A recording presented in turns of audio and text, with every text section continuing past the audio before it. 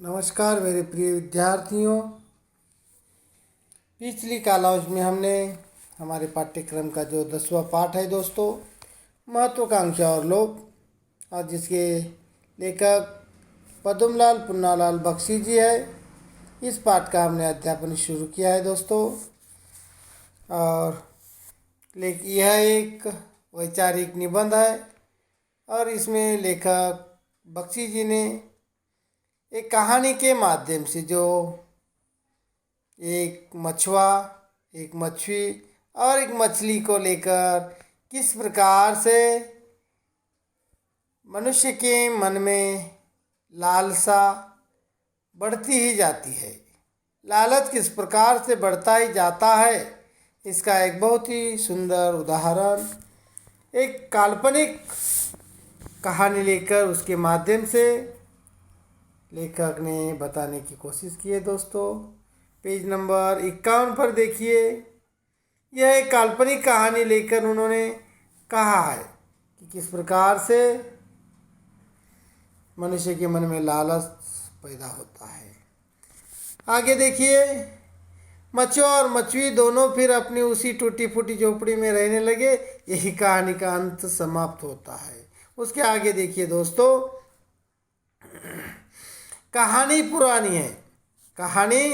पुरानी है और घटना भी झूठी है। उसकी एक भी बात सच नहीं है, पर उसमें हम लोगों के मनोरथों की सच्ची कथा है।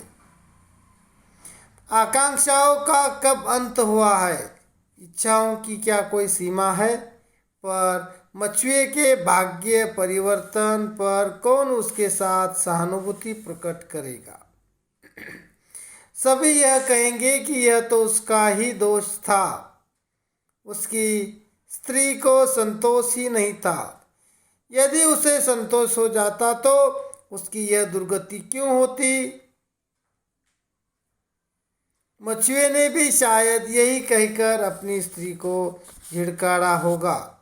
मैं स्त्री को निर्दोष समझता हूँ, मेरी समझ में दोष मछली का ही है। तो देखिए दोस्तों, अब यहाँ पे कौन सही है कौन गलत है, इसके इसकी सखोलता में लेखक बख्शी जी सोच रहे हैं। कहानी बिल्कुल पुरानी है और ये घटना भी झूठी है।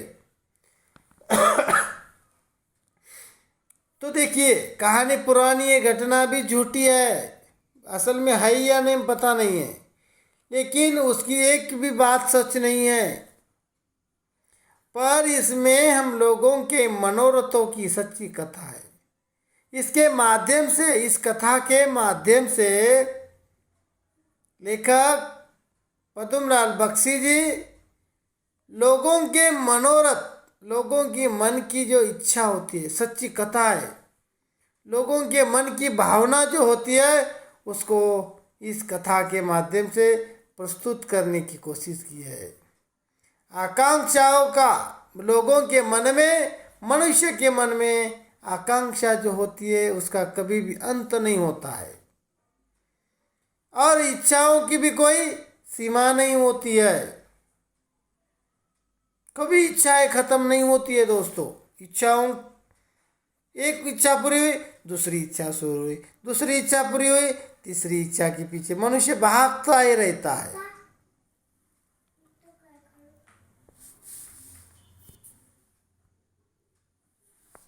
मनुष्य भागता ही रहता है, पर यहाँ पे मछुए के भाग्य परिवर्तन पर कौन उसकी सहानुभूति प्रकट करेगा।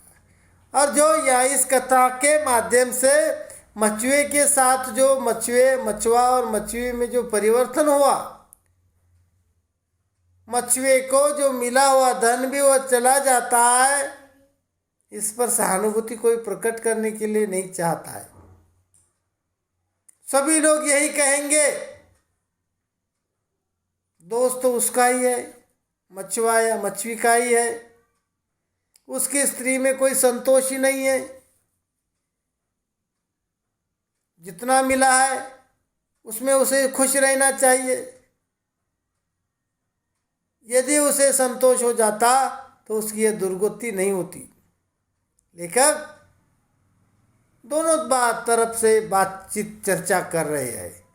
यदि मछली के मन में संतोष होता तो शायद यह उसकी दुर्गति नहीं होती। यदि उसे संतोष हो जाता तो उसकी यह दुर्गति क्यों होती। मछुए ने भी शायद यही कहकर अपनी स्त्री को झिड़काड़ा होगा। शायद मछुए ने भी यह देखकर अपनी पत्नी मछली की स्थिति देखकर उसे शायद झिड़काड़ा होगा, परंतु लेखक उस मछली की गलती नहीं मानने के लिए तैयार है। इसमें मछली को वह क्या समझते, निर्दोष समझते हैं। मेरी समझ में दोष मछली का ही नहीं है। लेखक कहते हैं कि लेखक के अनुसार दोष इसमें मछली का ही नहीं है, तो फिर दोष किसका है। लेखक के अनुसार यदि वह पहले ही मछुए को कह देती कि मुझ में सब कुछ करने की शक्ति नहीं है, तो मछुए की स्त्री उससे ऐसी याचना ही क्यों करती। यदि मछुए की स्त्री में संतोष ही रहता तो वह पहली बार ही अपने पति को मांगने के लिए क्यों कहती। मछली ने पहले तो अपने वरदानों से यह बात प्रकट कर दी कि मानो वह सब कुछ कर सकती है, मानो वह सब कुछ कर सकती है। किंतु जब मछुए की स्त्री ने कुछ ऐसी याचना की जो उसकी शक्ति के बाहर थी, जो उसके शक्ति के बाहर थी, तब वह एकदम से क्रुद्ध होकर अभिशाप ही दे बैठी। उसने मछुए के उपकार का भी विचार नहीं किया। वह यह भूल गई कि मछुए ने यदि उस समय उस पर दया न की होती तो शायद उसका अस्तित्व ही न रहता। उसने मछुए से यह क्यों नहीं कहा, जा भैया मैं तेरे लिए बहुत कुछ कर चुकी, अब मैं कुछ नहीं कर सकती, अपनी रानी को समझा दे।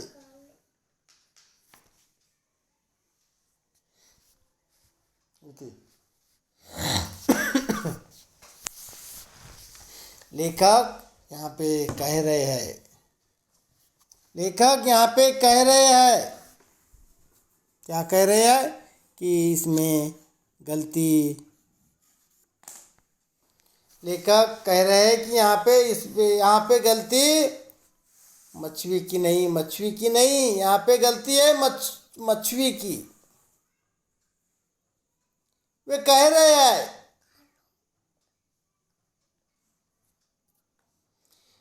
यदि वह पहले ही मछली को कह देती। लेखक बख्शी जी कह रहे हैं कि यदि वो पहले ही मछली को कह देती कि जा बाबा मैं तेरे लिए कुछ नहीं कर सकती, इतनी शक्ति मुझ में है नहीं, अगर ऐसा कह देती तो शायद मछुआ और मछली को कुछ मांग ही नहीं सकते।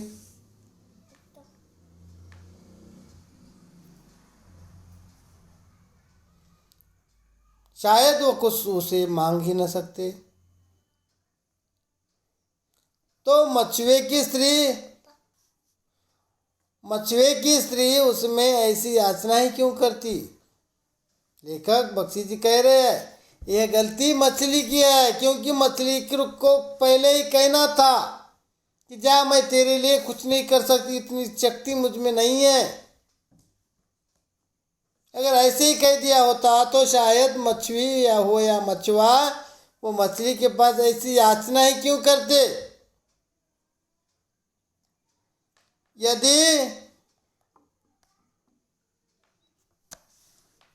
यदि मछुए की स्त्री में संतोष होता तो पहली बार उसके पास जाते ही नहीं, या अपने पति को उसके पास भेजते ही नहीं मछली को कुछ मांगने के लिए। तो अब देखिए, मछली ने तो पहले बार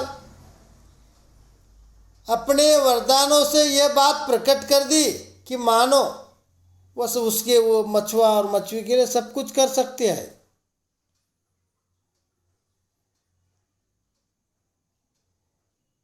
किंतु जब उसके क्षमता से बाहर कुछ मांगा है तो फिर मछली का क्या हक है? उसकी शक्ति के बाहर की कुछ याचना मछली ने की तो उसे क्रुद्ध हुआ, उसे गुस्सा आया, और गुस्सा आने से उन्होंने जो अभिशाप दिया था, उन्होंने जो वरदान दिए थे, वह वरदान क्या करती है? एक साथ वापस लेना। ये कहाँ का इंसाफ है?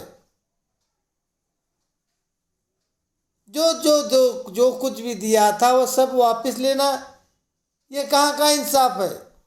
ऐसा लेखक का कहना है। उसने मछुए के उपकार का भी विचार नहीं किया। तो देखिए, लेखक का कहना है यहाँ पे कि जब मछली को बचपन में, जब छोटी सी मछली थी, उस समय उसकी जान बचाई थी, कीचड़ में फंसी थी, उसको कीचड़ से निकालकर पानी में छोड़ दिया, पानी से निकालकर नदी में छोड़ दिया। मछली की जान उस मछुए ने बचाई थी। मछली को इतना तो याद रखना था कि उन्होंने मेरी जान बचाई थी। फिर ऐसा क्यों किया?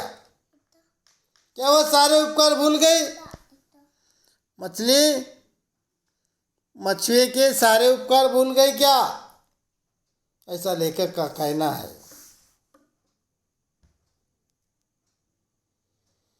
उस समय उस पर दया न की होती तो शायद आज मछली बचती क्या? नहीं। लेकिन मछली ने उनके मछुए के सारे उपकार भूल गई। आज वो जीवित ही नहीं रहती, उसका अस्तित्व ही नहीं बचता। उसने मछुए से यह क्यों नहीं कह दिया? क्यों नहीं कह दिया कि जा भैया, मैं तेरे लिए अब आगे कुछ नहीं कर सकती, अब मैंने जो कुछ भी दिया है वो बहुत कुछ दिया है, और जा अब आगे अपनी रानी को समझा दे, इसके आगे मैं तुम्हारे लिए कुछ नहीं कर सकती, ऐसा कहना था। लेकिन उन्होंने किया क्या? नहीं। हम सभी लोग अपने जीवन में यही भूल करते हैं। हम सब लोग अपने जीवन में यही भूल करते हैं कि हम लोग अपने दोषों को छिपाकर दूसरों पर ही दोषारोपण करते हैं। हम दूसरों के कामों को महत्ता न देकर अपने ही कामों को महत्व देते हैं।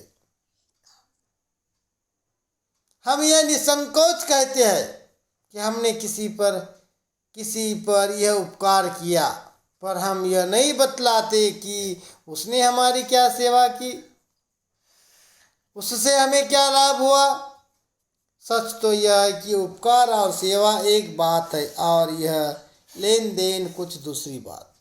देखिए दोस्तों, हम सब लोग अपने जीवन के बारे में यही जानते हैं, यही भूल करते हैं।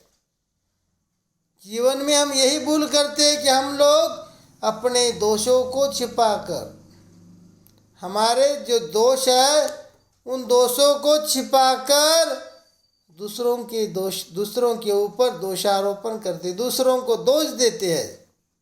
पूरी जिंदगी उसमें चली जाती है हमारी, दूसरों को दोष देने में।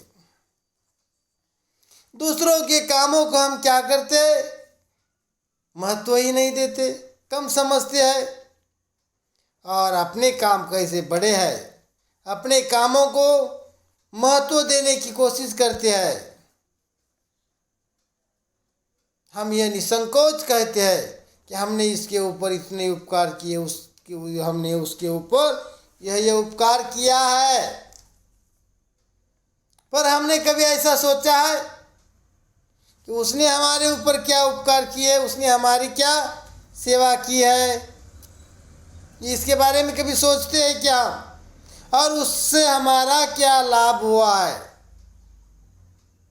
उससे हमारा क्या लाभ हुआ, इसके बारे में हमने कभी सोचा है क्या? नहीं। यह तो सच तो यह है कि उपकार और सेवा एक बात है और यह लेन देन कुछ दूसरी बात है। इस प्रकार से आज हम यहीं रुकते हैं दोस्तों, बाकी का हम कल की कॉलेज में देखते हैं।